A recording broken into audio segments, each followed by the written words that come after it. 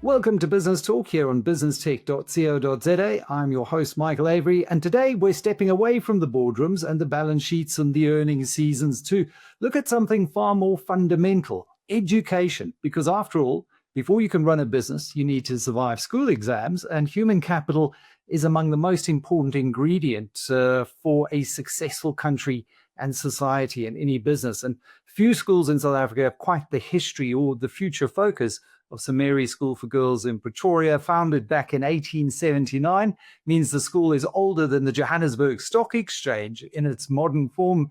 And yet, under the leadership of my guest today, I think it's anything but stuck in the past. So joining me is Mrs. Odelle Howard, Executive Head of School at St. Mary's DSG Pretoria, who's a leader who really believes that when girls are empowered to believe in themselves, they can quite literally fly. So great to have you on the show, Odelle. Let's just talk a little bit about balancing this history with the future. And you've got this incredible historic school, but also one that's focused on producing children that are ready for a future that's full of AI and other things. How do you balance the weight of heritage with the importance of innovation?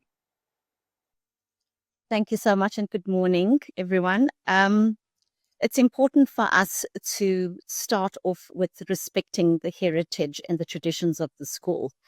A school that's 146 years old, that has produced leading women, must be doing something right. And so what is it that we can identify that is going well, and how do we hold on to those techniques? And then how do we then grow the tradition and the legacy that we want our girls to leave behind? And so while we are a school that's 146 years, steeped in heritage, old school and old-fashioned values, we think that needs to continue. That stands as a foundation, firm principles and morals in which our girls need to make decisions for the future, but then mixing that up with future forward thinking. And so we have to expose our girls to STEAM initiatives. We've got to allow them and create spaces for them where they can be critical thinkers and problem solvers, and for them to one day form their own businesses where they can also contribute to society in terms of increasing employment rates. And so we also have quite a strong entrepreneurship arm, because our girls don't have to always work for someone. They can create employment themselves. We believe that when you educate a girl, you are also assisting in providing societal problems for the future. Educate a girl and we educate a nation. That is music to my ears, because I'm a firm believer that entrepreneurship has got to be one of the cornerstones of how we improve South Africa, how we grow the economy and improve the quality of life for all South Africans. And I think all the academic studies show that the impact, especially when you have female-led businesses, is multiples of a male-led business. And I think, in India, there's some big studies on this as well. So very important and really gratifying to hear that's a big focus of the school. 146 years old. I mean, that is remarkable. You're building towards your 150th anniversary in 2030 then? You've got a very bold 5-year strategy now underway. Maybe you could share what the plan entails and what you hope the legacy of that milestone will be. Thank you. We have a strategy that focuses around 5 different pillars. And the first pillar is around brand and identity. As I'd mentioned, how do we honor our heritage? How do we honor the legacy that has been left behind by future, leaders from the past, building future leaders? And it's also, how can we form partnerships with corporates where together we can try to find solutions to real life issues. If we want our girls to be people who can resolve future problems, we need to expose them to the issues that exist now. And the next part is our alignment. Another arm is alignment. We have a junior school that starts from 00, and our school extends all the way through to grade 12. And so the skills that I speak about, the character that we are trying to build in girls, the values that we have within our school, it's important that we instill that in girls that are 5 years old. And how do we cultivate that all the way through their learning journey? Then we have an infrastructure plan, a big master plan around how we can enrich our academics. But it's not only about academics, it's also about girls who are artistic and sporty. And so bringing in a holistic educational value to our girls to provide many platforms. Our school has up to about 21 different art programs where a lot of our girls can be certified within a year and start their own businesses if they wish to. So how do we strengthen that within our girls so that they can already now start making a difference? They don't have to wait until they're out of school to make a difference. They can be game changers right now. And then the people aspect of our strategy is very important. Um, it's about connecting with the community. It's about taking care of our staff. It's about looking after the wellness, not just of staff, but girls. Girls' schools really, really have, could I say, complex wellness issues that they face all the time, they're challenged with. And are we strengthening our wellness programs so that we can support our girls and our staff and our parents as well? It's hard being a parent today. So how do we assist the entire community? Because at the center of all of this is a girl whose well-being we all need to contribute to.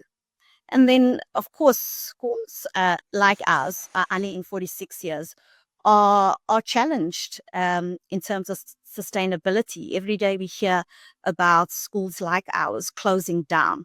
And so a massive part of our strategy is to remain sustainable financially, but there's also an environmental sustainability responsibility that we have.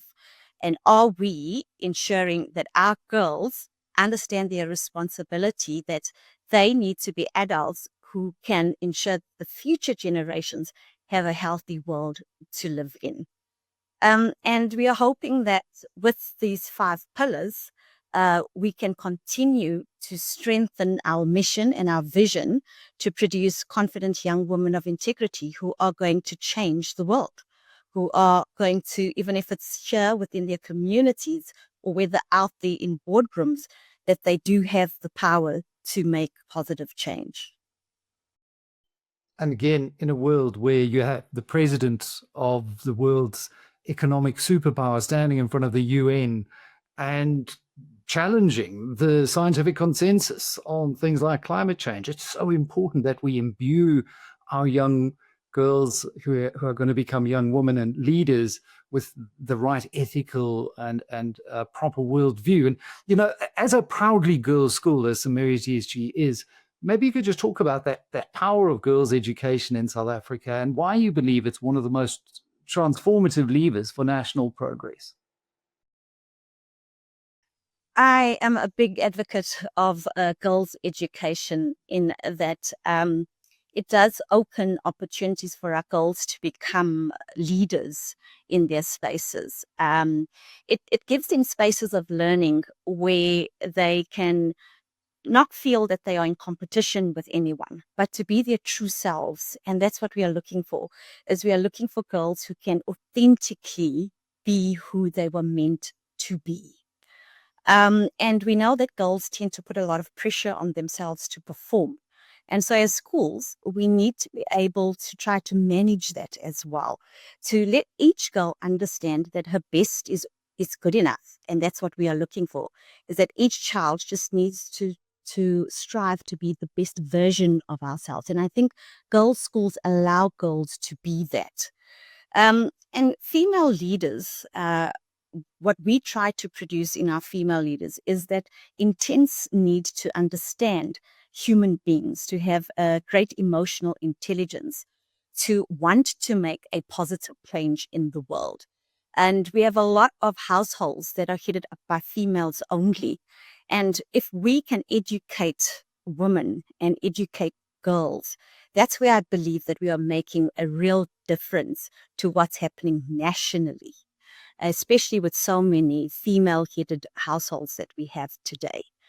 We need to be able to have strong women out there who are wanting to rise, but also wanting to make a difference within their communities as well. If we educate a girl, I think that we are changing the family dynamic as well. And I think that that is a responsibility for a lot of girls' schools out there. Oh, absolutely. I was just thinking my eldest, who's 11, loves the arts. She excels artistically. She is working her way through the sciences and maths. I mean, she just, that isn't who she is.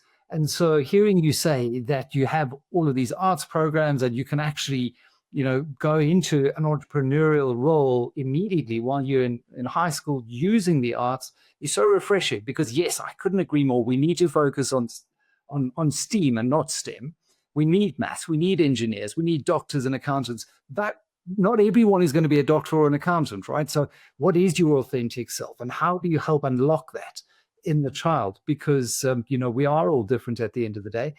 A big point you raised, though, is around this humanness and EQ, because in a world where artificial intelligence is doing all of the heavy compute, highly automatable stuff, it's just remarkable what AI can do. I think what it can't do still is that EQ, heavy human, emotional, centered work. So how do you think about AI as a school, and how do you ensure that your learners are not just keeping up, but are going to stay ahead in a world where we don't even know what jobs are going to exist in the next 5 years? Um, it is a tough one. I think everyone looks at AI and there is a fear that sits around it. Is it going to take people's jobs and whatnot? And I think for us, the first thing is to try to break down those barriers of fear and to allow us to engage with AI. We are currently investigating a curriculum, first to educate our teachers as well. We've got to get them on board. How do we educate the teachers in AI? Our girls, I find, tend to be ahead of us because they way ahead in these spaces. And we need to try to make sure that we keep up as well. And that's why we've also put in plans to create that curriculum for teachers and a curriculum for our girls, because it's there's an ethical side to using AI. And we want to ensure that as our girls choose to use AI, that there are strong ethics in place and morals and values that will help guide them in that use. That's very important. And we expose our girls to AI in that they enter into different competitions where AI is used, so that they too can understand the power that sits within AI. And as I said, it's not to be fearful around AI. It's really about how can we embrace it and learn more about it. And with that being said, we've also got to equip them with the skills, the human skills like collaboration, teamwork, problem solving, critical thinking, and so forth.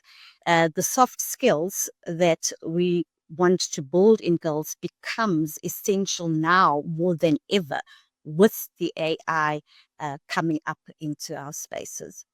And so the idea is not to fear it, not to push it away, but to understand how can we work with it and how can we use it in a manner that remains ethical and true to the core of who we say we are. Yeah, I tend to, in the whole AI debate, side more with that kind of techno-optimist view that it's those who embrace it, learn to work with it, use it as a tool of productivity that are going to succeed into the future. I know there's a Hararian view that is made maybe slightly more dystopian and fearful, but we have to prepare and we have to embrace the technology. We can't ignore it, certainly. But given you've got all of this on your plate, and Samaria's DSG is deeply rooted in the community, from the parents to your alumni to business and partners. What is your message to the broader community? because it's tough out there for private schools at the moment. You didn't shy away from that fact. As you chart this ambitious journey, what would your central message be to that broader community? That the schools can't do it on their own. The success of the school really relies a lot on its community. And I am firm in the belief that it takes a village to raise a child. It's not just the school working on its own. It has to be a relationship between the school and parents together, trying to create environments where children can thrive. And further to them, it's also the alumni that you have had in your school. I think that they play a pivotal role in shaping the environment as well, in inspiring and motivating your children. We are very fortunate at St. Mary's DSG that we have an alumni that are open to come into our school environment, where they come in and they do workshops with the girls, where they really want to connect with our students. And I think that when you've got a strong community that stands behind you, there is so much that you can actually achieve. And so we are open to also looking at creating opportunities for also girls who might not be able to afford a school such as St. Mary's DSG. And so we are open to funding partnerships where together St. Mary's and corporates are able to also provide girls who might not normally be able to come to a school like ours with opportunities to come through our school. Our current program that we run for girls, we take them through St. Mary's DSG, but we also ensure that we assist them when they get to university level, to tertiary level. Because what does one do with the matric? We've got to make sure that we then assist them in the next step as well. So in terms of the community, we are open to partnerships where people can at least help us help girls. Anything that is going to put the girl child ahead and help her to succeed, we are open to. So an open invitation to everyone. Well, I certainly hope any business leaders watching this discussion take that on board, because it's one of the areas where I think often we can get quite frustrated given just what's going on in the broader economy. But we have it within our control and power to influence even one young girl's life. And I mean, I love the idea of having a broader inclusivity and diversity in a school such as St. Mary's, because it leads to different perspectives, different views, and you don't want to be raising children in a bubble of privilege or elitism. And I think that's so important in South Africa. You've been at the head since 2020, right? So you've been there through COVID and everything that threw at the school sector. You're now building towards this big date in 2030, your 150th anniversary. If you could picture a St. Mary's DSG graduate in 2030 walking into the world after the 150th anniversary year, what qualities would you want her to embody? I've been here since 2021. I can't take credit for 2020, the COVID year, but it has been an absolute pleasure, my journey here at St. Mary's DSG since 2021. The young lady, I would hope, is obviously one who has a deep ethical leadership principles. One who understands her responsibility to her community, one who wants to make a positive change, who wants to be a solution seeker to the issues that our country is facing, one who wants to contribute to those solutions. A woman who is confident in herself, and a woman who wants to take others along with her in the journey. A success of one woman is a success for all women, and to understand that. And so we are looking for women who understand that their duty is to the next generation that follows. I think that is a very noble mission. Mrs. Odelle Howard, thank you very much. Head of School at St. Mary's DSG Pretoria, for sharing how a 146-year-old institution is preparing young women for that future, for a future that none of us can quite predict, but all of us have a significant stake in. Thanks so much for your time. Thank you very much. Thank you for your time as well.